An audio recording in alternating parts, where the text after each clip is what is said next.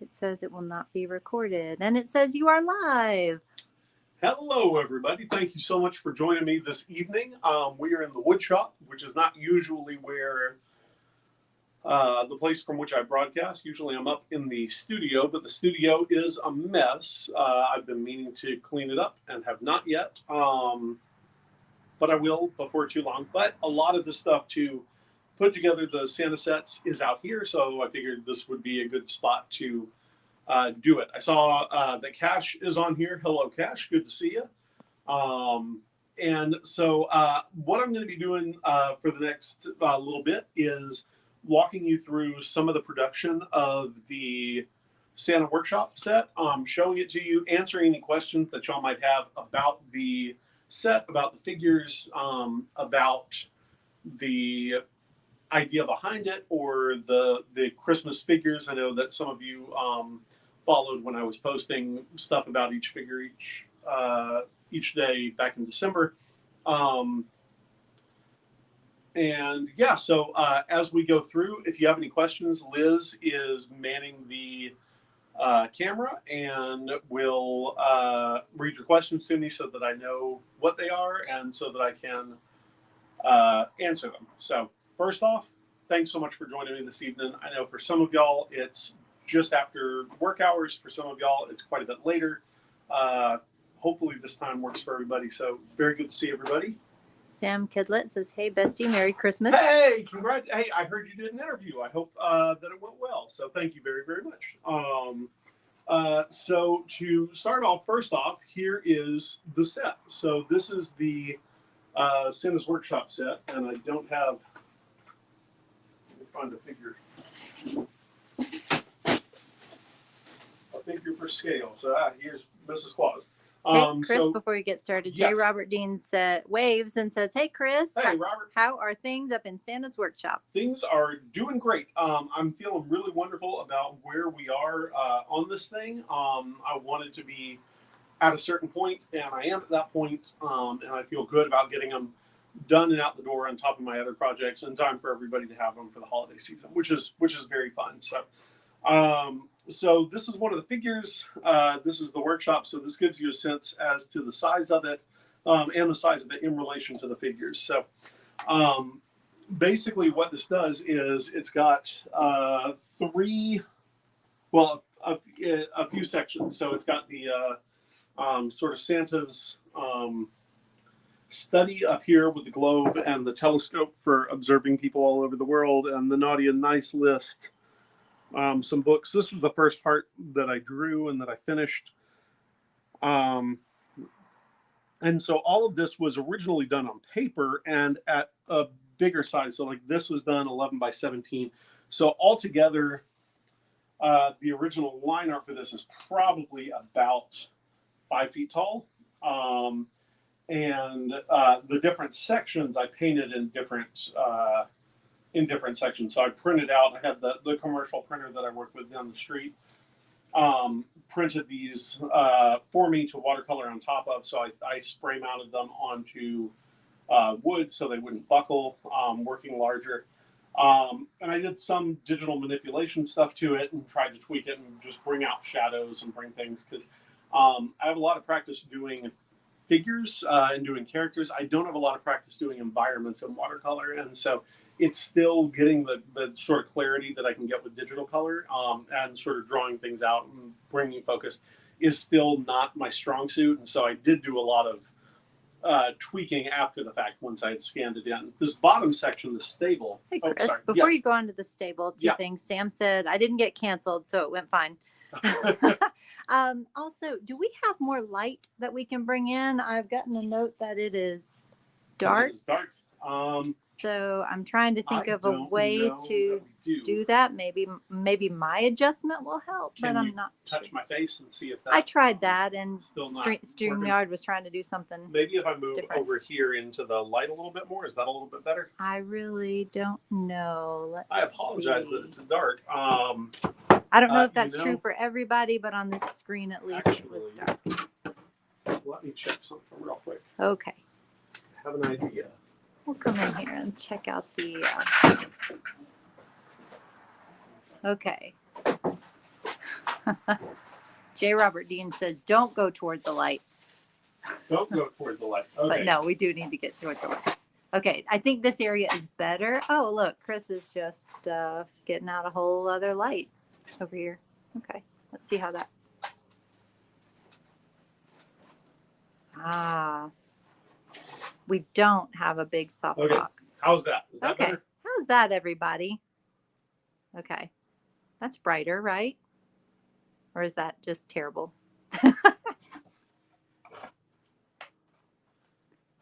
I had another shop light that I bought when it was on discount, but it was too bright in here with it. But it might be just okay. bright enough. We're gonna think that yes.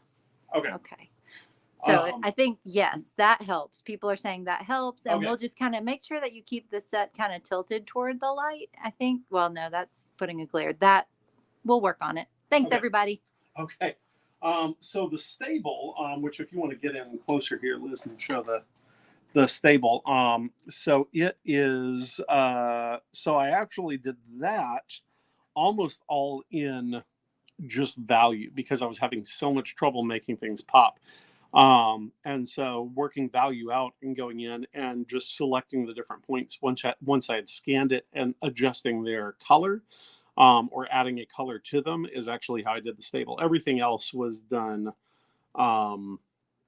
sort of just traditionally painted and a little bit done there. So I don't know if it looks like this on other people's screens, but those the fronts of the stalls look like they're 3D. That's when you look at it through a lens, it looks really three-dimensional, which is kind of fun. That's so cool. Less so when you're looking in person, but it still has some dimensionality. So this part down here is the story shelf. So there are cards that come with the figures. I don't have them down here, I'm afraid. And so they slide down here. And so whenever you want to read the story of one of the characters, you can pull out that card and have that easily accessible. So the way that this is put together, so this is all printed directly on 1/4-inch Baltic birch. And so I've been doing this myself, and Liz especially was not super confident about the longevity of the process that I was using because I was using an image veneer, and there's always the possibility that it might peel if it were in an attic or something like that. And so she really wanted me to do it directly on wood the way that I had done the pirate for it. And so I got back in touch with Brad Williams, who's the carpenter and sign guy. He mostly does, I'd say mostly, one of the things that he does is those measure your kid rulers, those big wooden rulers. And so he's the person with whom I first worked on the wooden stuff a few years ago. And so I reached back out to him. He's expanded his operation. He has more employees, and they were able to take on printing directly on the wood with this. So the way that we do that is there's a white undercoating that prints on the wood first after it's been sanded and coated. And then that it's not completely opaque. It's about 60% opacity. And that makes it to where once the image is printed onto the wood, it really pops away from the wood, and it's not as dark as the wood. And then, so then these pieces are then assembled by sliding them in here. So with the pirate port, if any of you saw that, a lot of those shelves were glued in, and I was never super confident with the strength of that. And so what we have now is this slot system. So basically, I've got these pieces. So the shelves are done this way. They have this little thing here and a little hole in them. And what I do is I'll take them, I will drive them into the wood. It's a little bit tight, and then you can see it pops out to the other side there. Then what I do, I take one of these 1/4-inch dowel pegs here, and I hammer it into place. And what that does is it really strengthens that board. It's not going to come out. It's going to be really tight. Just to be on the safe side, I have these little support pieces, and they are 1/8-inch birch. These I cut myself. I drive these in same way, run a little peg through them.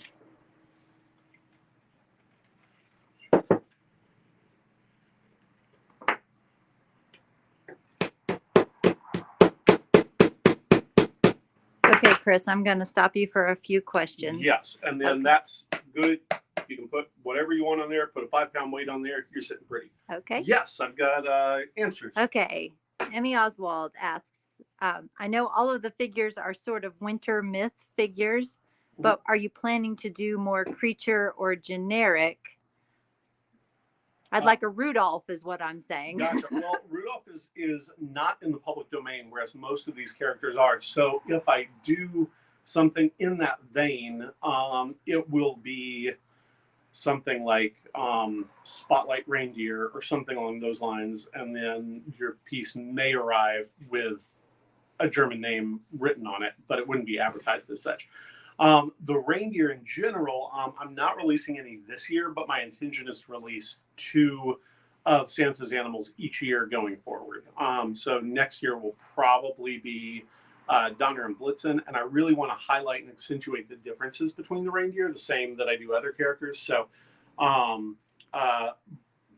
Blitzen is, I forget which is thunder and which is lightning. I think that Blitzen is lightning. So Blitzen will be very sleek and angular. Donner will be real burly. And the different reindeer will have those sentiments. But yeah, Rudolph will probably be something that I'll figure out a way to shoehorn in. There's also, I will have other creatures and things like this. Some of them are very specifically Christmas. So like Basilisk, the furry dragon that eats your polenta. So like that'll be on there. I'll have Grilla the troll, the Yule cat, stuff along those lines. So I've got a list for about the next 8 years of things that I want to put out without putting out so many each year that it puts a burden on people to collect. And my hope is that it's something that I could continue doing. But these are all in scale with the other figures that I'm making now. So the fantasy figures, the Greek mythology figures, the Robin Hood, etc.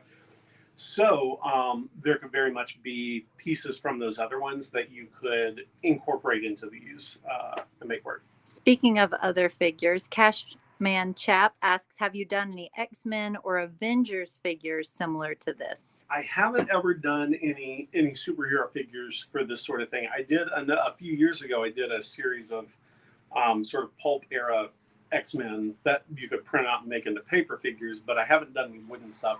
Mostly because I want the wooden stuff to be things that I can comfortably sell. With my personal art stuff, I'm not too worried about copyright or things like that. Everybody kind of turns a blind eye to artists selling drawings of whoever. Given that we're treating SchweizerCraft a little more like a business, I want to follow the laws and the rules as much as I feel is necessary to do. And so I haven't done anything like that. Okay, you've got several comments. I love the idea of collecting more figures over time.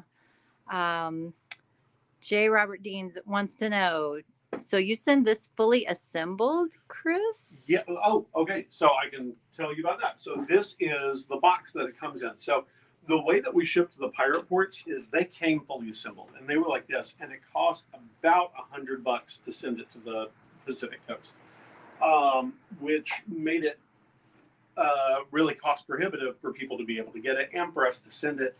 It was just a whole thing. So I looked at that as kind of a model for what not to do in a lot of ways. Like basically everything that gave me a frustration with the pirate port, I worked on this one a lot of times. I did lots and lots and lots and lots and lots of prototypes and different things. So like here's one of the probably dozen prototype versions that I have, where I figured out like how I wanted to do it. And so now we can ship it in a regular box. And so these will ship for between 20 and 35 bucks, depending on where in the country you are, which is, or 30 bucks, I think, something like that, 35, somewhere in there, not counting insurance. And so the way that this is done is, and Liz, you can come a little closer if you want. So these will ship like this. It does require you to put in 8 Phillips head screws. And those are for this piece here. And what this piece is the back piece that braces.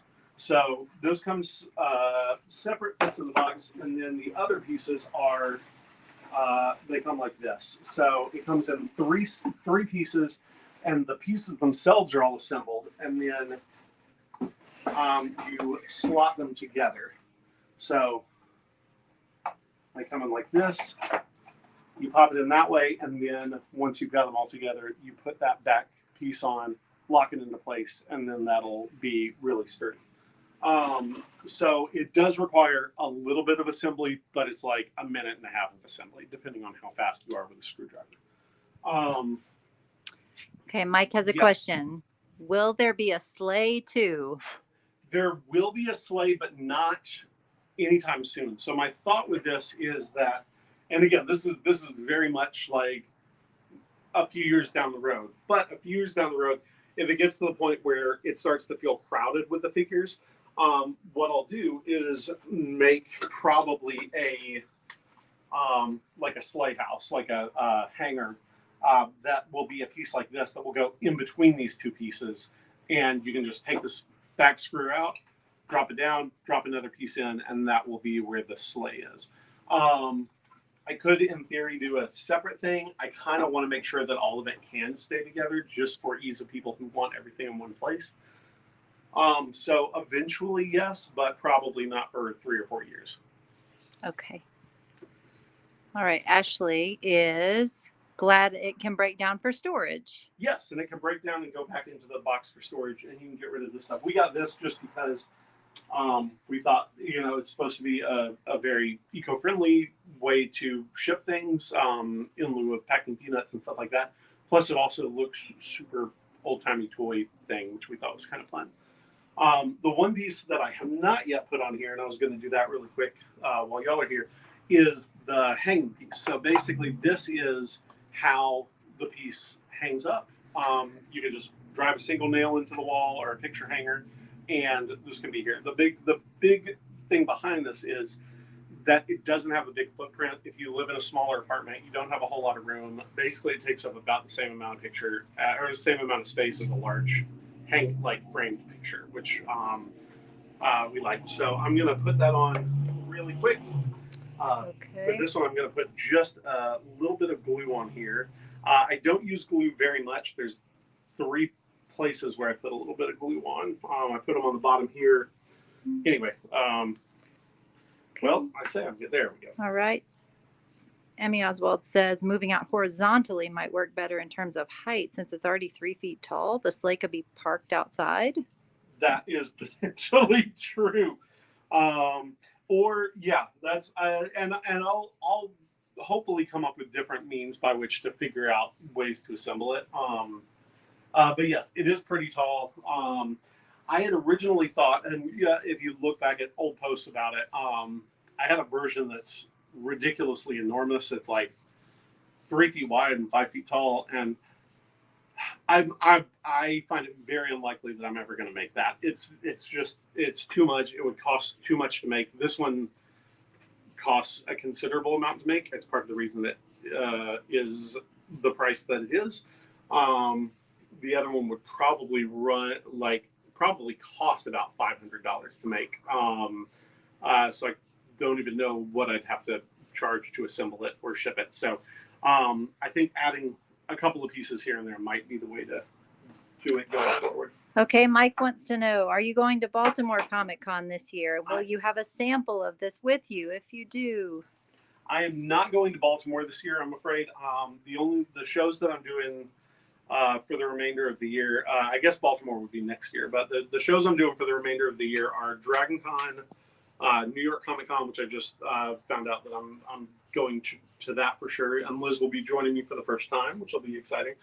I'm doing a little show in Chattanooga, and I'll be up at Cartoon Crossroads in Columbus, Ohio, but no Baltimore this year.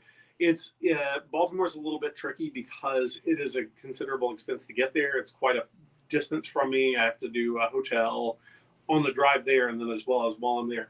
and there just is not enough of a financial return at that show to merit the expenditure. Like I barely broke even last time, which is rare at a show for me. And so if I do that one, it'll have to be an every few years thing rather than an every year or two thing. Speaking of breaking even, Mike says, how many do you have to sell to break even? Speaking as a concerned fan. No, it's fine. One, I'm selling them for more than they cost to make. So, so that makes it to where I should be fine. But ideally, but we are also making these to order, like. Yes, yeah. So I am probably going to order about 25 more than I currently have orders for, so that I will have them available a little bit beyond what's there. But at this point, I think we've sold enough to cover those costs. Not much beyond that, but that'll take care of that part of things. So on this back part that I'm connecting here, you can see in here I've actually got two little holes already set in the wood here, so that I know exactly where to drive that nail. And I found my second tiniest hammer, which I'm excited about because I was really looking for that. I was having to use my third tiniest, too big.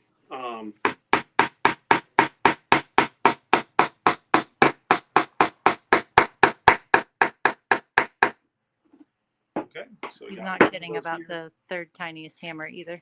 I've been griping about it for days.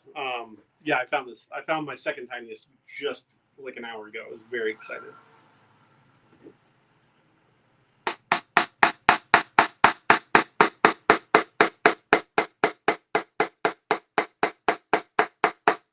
Okay, so now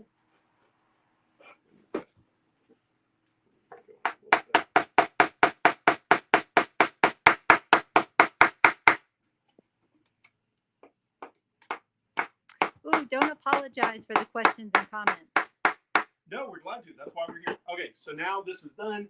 It can hang up. It's sturdy. It'll be extra sturdy once that glue holds.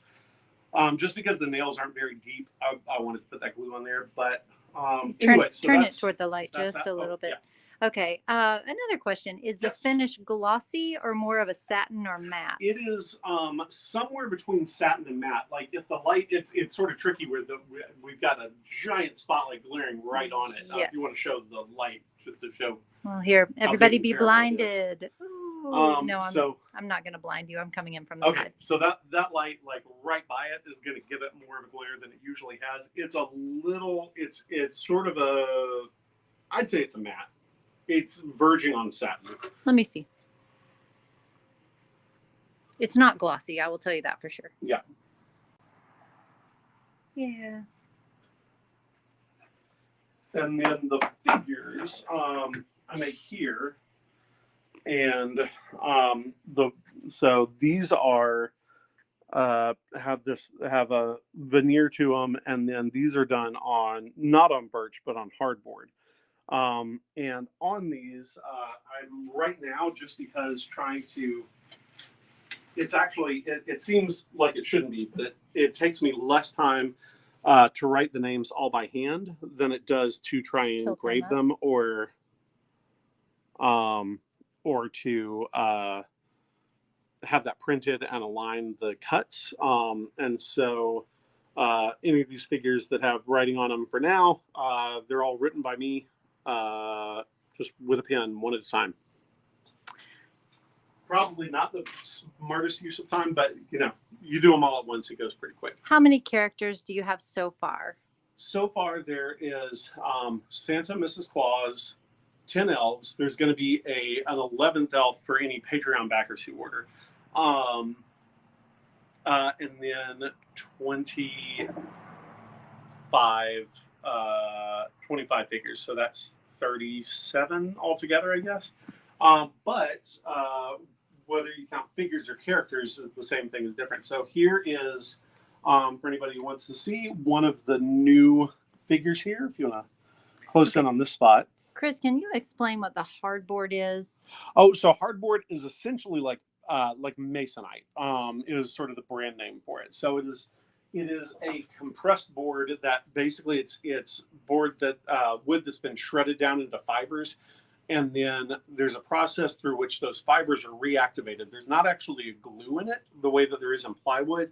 It's like a chemical reaction that the fibers then bond together, basically like a really, really strong cardboard that's made of wood, which I guess cardboard is made of wood. So yeah, but it's essentially masonite, and it binds together, and it allows me to the main reason why I started using that to do the figures instead of birch is that when I would do there's a lot of polyurethane, there's glue, there's other things like that to get everything looking the way that I wanted it to look, and it was significantly bowing the wood, and it was making it really difficult to cut. And so the plus side about the masonite is that it doesn't bow. It doesn't have a grain that will shrink as it dries. And so what that means is that these stay pretty close to flat, and they become really easy to cut. Okay, I've got a few questions that I want to catch up on so I Yes. don't miss these. And I'm sorry, anybody who I've missed. Mike asks if Agatha Christie appears in the set, do we have to worry about Santa or the elves? Hopefully not. Asking as an old customer. Well, so the author figures are bigger than the Santa figures. So the author figures, the same as the old Sherlock Holmes figures, are about 5 inches tall, and these are a little bit closer to just under G.I. Joe scale. So the average figure for this, like if you're looking at somebody who's 5'10", they're going to be 3.5 inches tall. So like Neck Ruprecht, who's pretty big, he's 4.5 inches tall. Some of the smaller characters are 2.5 or 3. The elves are about 1.5. So so the elves are pretty tiny. I'll pull one out to show the difference here. So here's one of the elves, the delivery character. So this is Leafer, which is, I think, basically I did the names are all variations on either from where they're from. For the elves, I've made up the names. It's mostly Norwegian, Danish, German. There's a few other things pulled, but it's just pulled from job names and then respelling. Is the 11th elf taller than the rest and super happy about Christmas? I don't know. The 11th elf, I forget the name for it, but basically it means patron of the arts. And I haven't yet drawn it because I haven't figured out the best way to convey that as an elf job through visuals. So if anybody has any ideas for that, please let me know. I feel like a bag of cash is probably not the best avenue, but some sort of support thing like carrying the tools by which to make something like that. So we do not have a set here with all of the figures in it so that people can see how full it gets. We don't have them all up. There is a picture on the site. If you go to the store site, you can see how it looks with all of them on there and all of the elves. It's pretty full. There's still space to move around. Also, of those figures, there's about 3 or 4 of them that I cut a little bit too wide, and I'm trimming those down a little bit. So like the Mary Lou, the Pitchy Patchy, like they had a lot of excess space on their cuts that I've since addressed since taking those pictures. Ashley answered that you had it on display with lots of characters at a convention. It had room to display them all. It's like a well-attended house party. Oh, thank you, Ashley. Yeah, it was fun being able to take these to conventions. I'm going to continue to do that. Sarah thinks the patron of the arts could carry an easel. Ooh, that's good. I like that. Okay. I did want to show you all this. So this is 3 of the new figures. So these are the Pirates of Port Navidad. So this is Greedy Rita, Cheatin' Pete, and Licorice Lou. The licorice in this instance, he does give you licorice, but it's an old-timey word for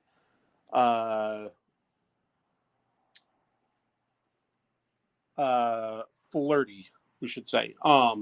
And so basically they are from the story where St. Nicholas rescues the 3 sailors from a storm, and they say, well, the historical St. Nicholas and they say, well, how can we repay you? And he says, turn your lives around. Like, you have far too many amorous encounters, Lou. Pete, you cheat at everything. You need to be more just. And Rita, you're really avaricious. You need to start being more generous with your money and your holdings. And so now, if you spend Christmas at the beach, you're visited by the Pirates of Port Navidad, and Greedy Rita gives you a coin. Licorice Lou gives you some licorice or other candy, and Cheatin' Pete gives you a game. Sometimes it's a card game, sometimes it's one of those sticks with a ball on it, things like that. Okay, Cashman wants to know, can you buy all the figures individually, or is it like a big collection to get all of them? You can do both. You can get them individually, or you can get them all in one big thing. And I did them all in one big thing with like a discount from the cost so that you can get more. Okay. And Cash, I know, has been to the St. Charles Christmas Festival, which is a really neat thing where it's sort of like this. You've got different Christmas characters walking around and telling their stories and things along those lines, and they have quite a few of those. It's a really neat thing if you're ever near St. Louis around a Christmas time weekend or a December weekend and want to take a really great Christmas trip. That's the one to do. Okay, another question. If we've ordered already but joined Patreon before they ship, will the bonus elf be included? Yes, just give me send me a note making sure that I know that, and we'll make sure that you get one. So this is the second of the 3 new figures. So basically I wanted there to be 25 so that you could open one each day leading up to Christmas, although I guess in theory that could have been 24. I don't know. So this is Père Foutard. So he is another historical St. Nicholas figure. So the reason that St. Nick is considered the patron saint of children. What is in here? Oh, a cicada. Yeah. Ooh. The reason that St. Nick is the patron saint of children is because of this guy. So he was in the 13th century an innkeeper, and some students were on their way to school, and they stopped, and he saw that they looked like they had money because they had back to school money. And so he killed them and stole their money and put their bodies in a pickle barrel, ostensibly to serve as meat to guests later. And so, or maybe just to hide them. So St. Nick, here's the call of these unfortunate children, their ghosts, and he goes to this tavern, and he says, hey, I want some meat. And the guy's like, sorry, I don't have any meat. And he's like, oh, don't you? And he points to the barrel, and the 3 kids spring back out to life. And so anyway, that's one of St. Nick's while he was alive miracles. And Père Foutard is then sentenced by Santa to forever follow him around and learn to be a better non-murderous person. And so now in different parts of the world, Père Foutard follows St. Nick around and is sort of like a Krampus figure. Like, he's sort of the St. Nick is the carrot, Père Foutard is the stick. And so he is, because he was the chef at this tavern, he is the chef at the North Pole, and so he fixes everybody's food all the time. And then the last figure is Gauchito Gil, who is a folk saint from Argentina. So he was a gaucho Robin Hood type figure who robbed from the wealthy land barons to help the unfortunate peasantry, and he was caught and executed, but his dying prayer was to come back as a miracle worker so that he could still help the poor folks of Argentina, and that's exactly what happened. So now he's still Robin Hood's around early January, so still in that Christmas season, that 12 days of Christmas season. So these are all, as you can see, pre-cut. So basically, like, what I'll do with these is either I've got a laser cutter that I use. Tomorrow I'm going to be trying, I learned how to use it, the bigger commercial laser cutter at our makerspace, which is just down the street. And so I'm going to, that's why I have these little crosses in here. Mine has a camera that I can use to align stuff. It's always a little bit imprecise. This one does not have a camera, but you can send a little beam and see where the beam is and move it around accordingly. So that's what those are for. So we'll see how that works. And I think that's probably it for the putting it together and stuff. I'm happy to answer any more questions that people have. Well, after you get a sip of your drink, if you'll hold it up, I would like to get a close-up of kind of each level. Oh, yeah, absolutely. In the light. And while people, if anybody else has questions to post, I'm happy to read those. So, yeah, so this is Santa's study up here. This is sort of the feasting table, which has a lot of different food things on it on the top of the Christmas tree here. Let me see if I can get a close-up on the food.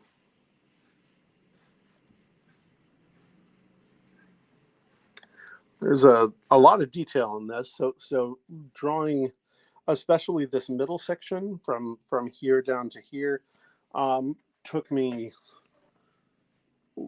literal weeks to draw and paint, which is rare because it's usually I finish every piece within a couple of days.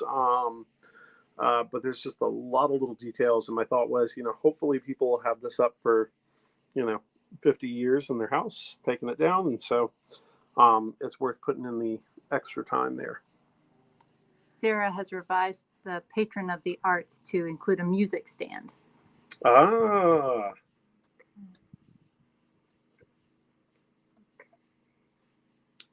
Cash would like to know what other play sets you have made besides the pirate port. So the pirate port is the only one that I have finished, but I have roughs and in some cases prototypes for quite a few others. I have 3 fantasy towers, which will be a little bit thinner than this, but about the same height, which there's like a fire tower, an ice tower, and a stone tower, which come with I think 8 fantasy monsters each. And then those will be in conjunction with the fantasy heroes. And the only reason those aren't out yet is 1, I wanted to finish the Santa set, and 2, I've finished the band of heroes. So the way that I'm doing the heroes is I'm doing all of the sort of traditional fantasy hero archetypes. So you have like a ranger or archer. You've got a barbarian, you've got a knight, you've got a wizard, you've got a magician, you've got a mercenary, got a swashbuckler, got an explorer. I think that's all of them. But for each of them, I wanted to have 4 options. So there's an adult male, an adult female, a kid male, and a kid female. And then with each of those, I wanted them to have 3 different skin tone and racial features so that you can sort of mix and match according to what you want your band of heroes to look like. Because of that, it means that each figure basically is 16 figures, and so it's taking a little while to draw. So I've done maybe 4 of those, 3 or 4 of those in full, although all of them are penciled at this point. Emmy suggests the patron of the arts could look like a rich elf, lean into the nobility, sometimes clergy angle that previously supported so many artists. Actually, I really like that. That's fun. A little Medici elf. Basically making the pose that I'm making right now. Yeah, there you go. I like that. I've also got, I've already done the Robin Hood figures. I don't think it would be that difficult to make a Robin Hood tree set. The big difficulty that I've had with doing a Robin Hood set is, do you do Sherwood Forest, or do you do like a Nottingham castle or tower? Or do you do 2? Do you have two tiny sets that you can hang up and interact them back and forth? I need to make a 221B set for the Sherlock Holmes figures. So there's a lot that I want to do. And there's a lot I probably will do. This was my big priority to get this finished. I'm also going to revisit the pirate port, figure out if there are ways to simplify the design, because the last time it took hours and hours and hours to put together each one. And this one takes much less time. So the figures take a while because I'm doing those all in-house. These basically, like, once I have these pieces, it's bam, bam, bam. And I can hopefully get it all put together in 20 minutes or so. It also, uses a variety of these beams. I cut all these ahead of time. I made little templates for each of them. I have them numbered so that I know which one is which. And that kind of helps. I've been trying to figure out ways to speed up production as much as possible without ever losing quality. Mike says, thanks for the great coats, Rick, with the last paper set. I've read the first 2 now. Oh, I'm so very glad. I really, really love those books, and I'm looking forward to doing the paper figure for that one. Okay, do we have time for like one? Is there one more question, or are we good? I have tried to catch all the questions, y'all. If I have missed something, feel free to drop it in the bottom again. Well, let me just say thank you all so very much for joining me this evening. I've really had a whole lot of fun making this. It's been a real treat getting to see it come to completion. I'm so excited to put it out in the world, and it's something that if it's, please don't feel obliged to get it. If you're just watching, I'm happy to share process and method and things along those lines. If you do get it, I hope it's something that you can keep in your family for years and years, and that it can become a regular part of your holiday tradition. That was the big thing that I wanted to do with this, is that we had something like that when I was a kid, which was our big manger crush scene. And I really wanted to do something like that other families could have something that they always revisit. And, you know, when those kids have kids and the grandkids can play with it, like my daughter and my niece would play with the same manger set that we did. They'd play Hide Baby Jesus. They'd replace Baby Jesus with an armadillo the same way we did. My mom was not a big fan, continues to not be a big fan of Hide Baby Jesus. One time we lost him and had to replace him with a peanut for a year. But you know, it's fun, and there's slightly less sacrilege involved in hiding Mrs. Claus. So, you know, there's that. Well, Ashley says, I'm just so excited about having this. I really see it as a family heirloom piece, and getting to add characters over time is even better. Thank you. Thank you all so very much. Thank you again for joining. Thank you, Ashley. And I hope everybody has a great thing. Oh, I'm sorry, got a couple more coming thing. in. Yeah. Emmy says, I really like the multicultural aspect of it, coming from a secular celebration of Christmas. Mike wants to know, is the pirate set coming back into production? Yes, probably not before next summer. But I need to go through. There are a number of moving parts with it. There's a working crane. There's a door.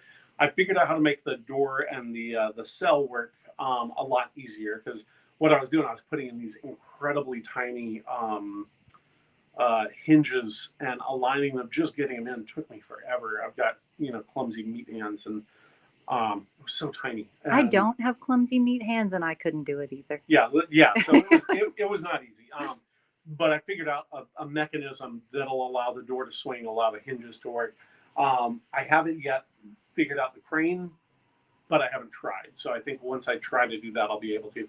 I will need to redraw a couple of things in order to allow it to collapse this way. Like right now, the spaces between, there's a middle section that could have a slot. It's still too big to ship on the cheap. So I need to refigure how that's going to be. But it shouldn't be too hard. It just requires a little bit of time. All right. Someone says the paper craft nativity is part of our family tradition, but it's getting a little bent up over the years. Yeah, that's another one that I will probably do some kind of nativity set with the same figures that are in that one, but probably, you know, redrawn, just because you want to revisit your projects. Although I'll likely use the same designs. But I'll probably do something like this for a nativity as well, but it probably won't be for a few years. But I'm so glad to hear that they're doing that. I'm sorry that the paper is only so resilient. It's, you know, that is hard. And that's one of the reasons why I wanted to do the wood thing, is that I know that kind of stuff can't last the way that I would like it to. All right. Oh, Cash wants to know, are you going to do any more live drawing sessions anytime soon? I will. I don't know what I'll be drawing, but yes, I will do one at some point. So when I do, I will announce it the same way that I did with this, hopefully with a little bit of advance notice so that folks can, you know to join in if they want to.